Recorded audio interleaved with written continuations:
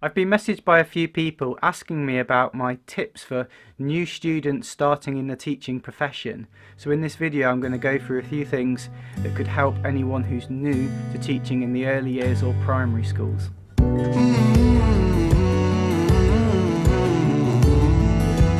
First thing I'm going to say is to be careful in your quest for perfection. A lot of teaching is all about being able to reflect yourself upon the success of your lessons, the teaching and learning that happens in the classroom.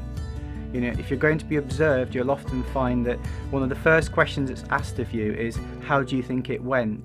The sooner that you can identify where your strengths and weaknesses are and how the lesson has gone, the better you'll be, because you'll be able to feed that into future planning.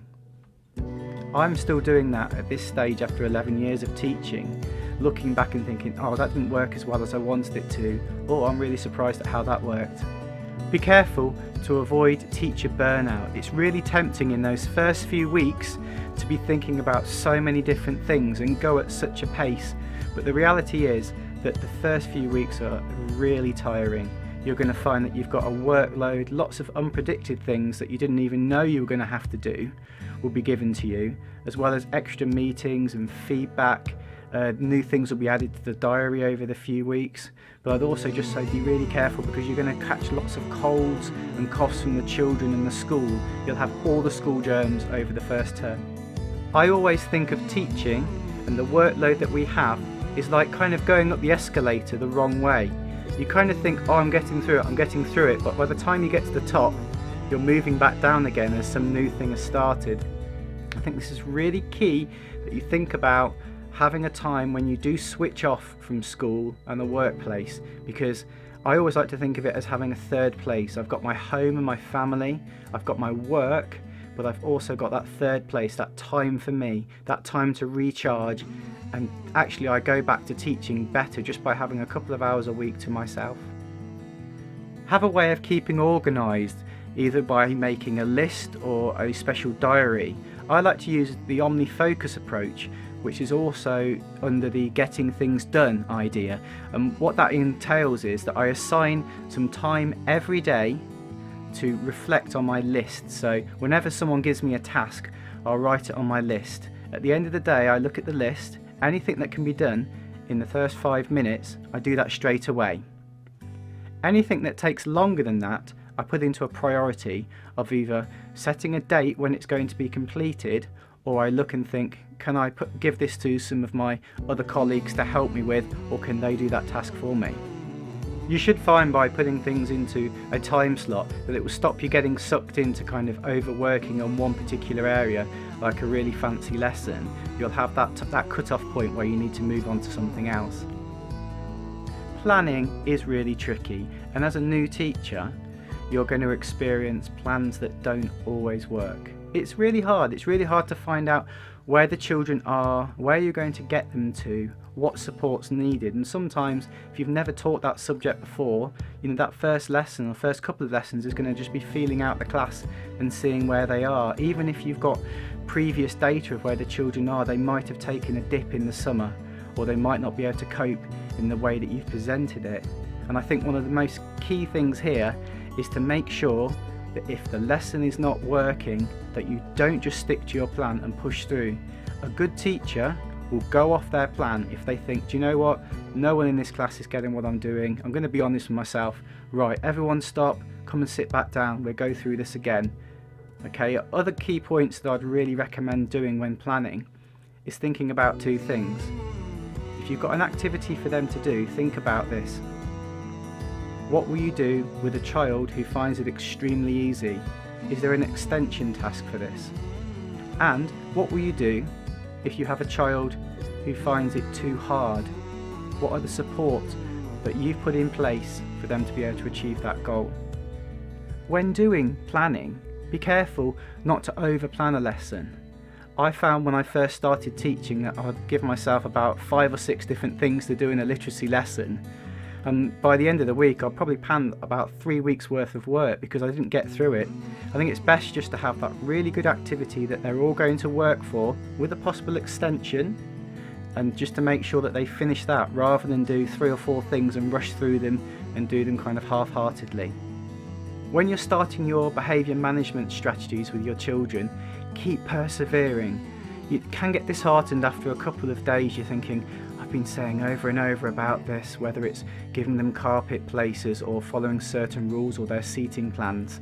I just say keep going, because I find, give it a good 2 weeks, because sometimes they come back from that weekend and you'll look at yourself and go, oh, they've actually remembered everything I've said now. And it just takes some children that time just to kind of sleep on it and process it and then come back to you fresh. Things like lining up places, carpet places.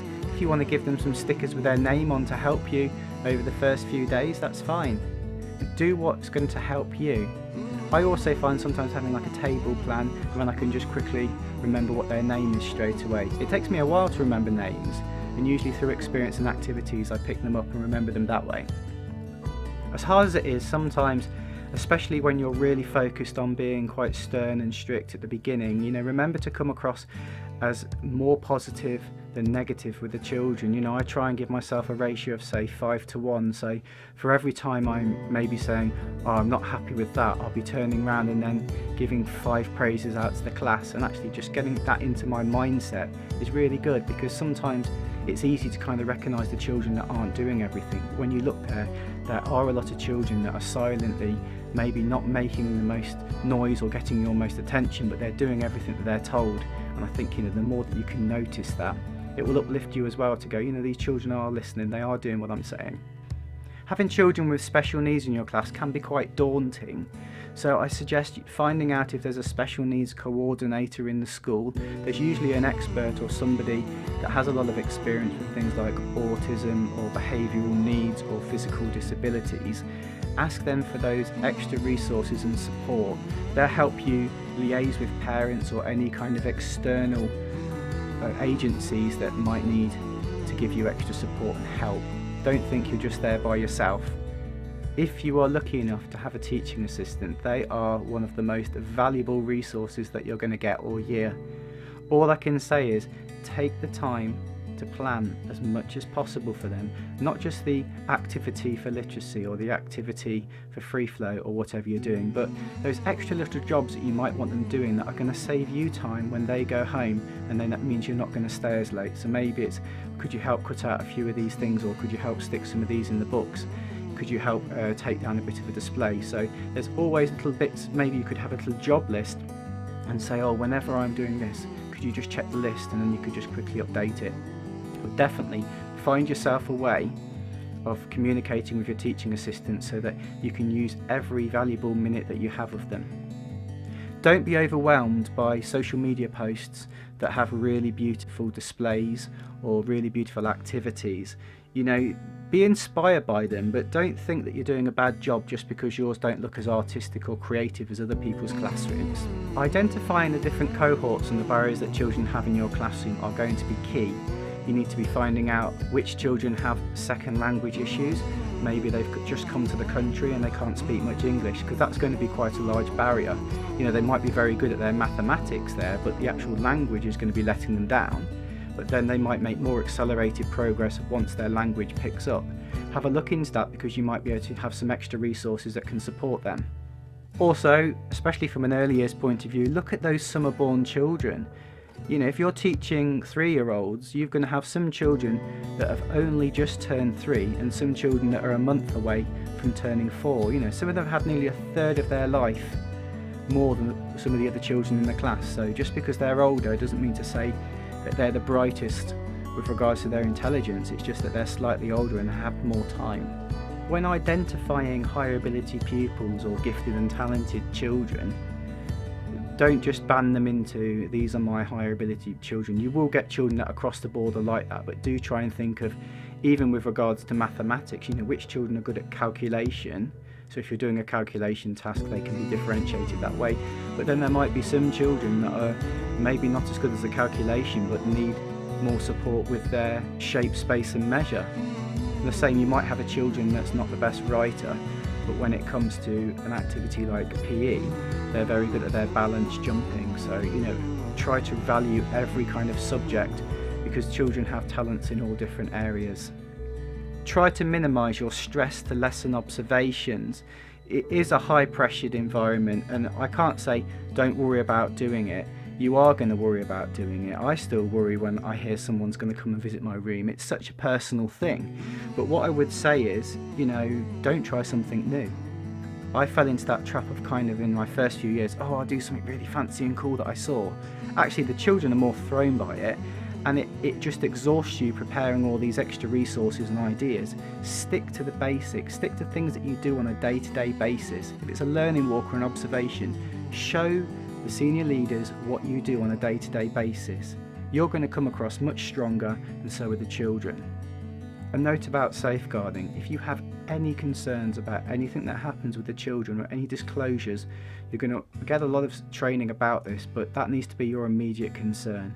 If you're not happy about something that you've just heard or seen, you need to find a teaching assistant or somebody to cover your class, and immediately need to report to whoever the safeguarding lead is, or the person who's in charge of the child protection in your setting.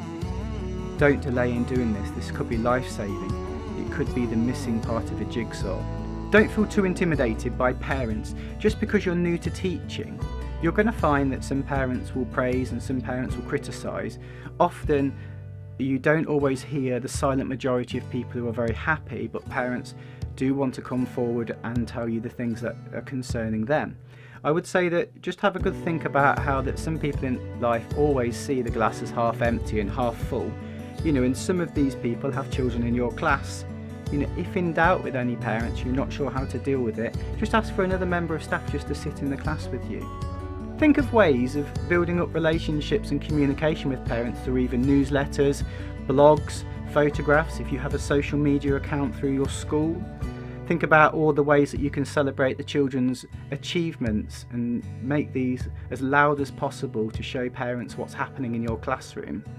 I hope you found that useful and that it helps you with your journey into teaching. I absolutely enjoy teaching. It is a wonderful career. Yes, it's stressful. Yes, there's a lot of pressure, but I can't trade it for the world. Being able to educate these children and seeing their progress, and making a bond with a group of children over the year is just so wonderful, and I hope that you gain that pleasure and enjoy the year. Thank you for watching. If you want to have any more information about what I do on my YouTube channel, make sure to subscribe and click the notification bell, as I'll have other videos released throughout the year, as well as a large selection of other ones like behaviour management that are already up there. Thanks. Bye.